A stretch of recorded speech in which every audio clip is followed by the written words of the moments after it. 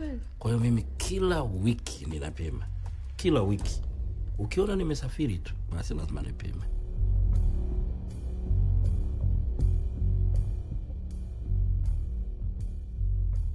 Jamani kaka, mimi nina 2.5 tu, afu hii hapa ndo niloipenda. Sawa dadangu, 2.5 yote ni hela. Lakini sasa nikisema nikupe hii kwa 2.5, kwangu mimi nakuwa najaribia. Sawa, 300 ndio bei yake.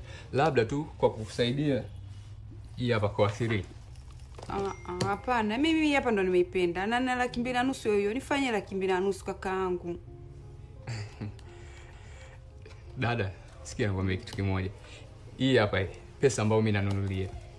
Sawa. Ni 280. Na faida yangu mimi ni shilingi 20,000 tu.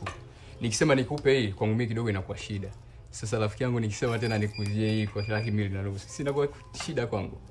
Labda nikwambie kitu kimoja. Hizi zote ziko sawa. Yaani issue ni storage tu. Hii hapa ina 64, hii hapa ina 120.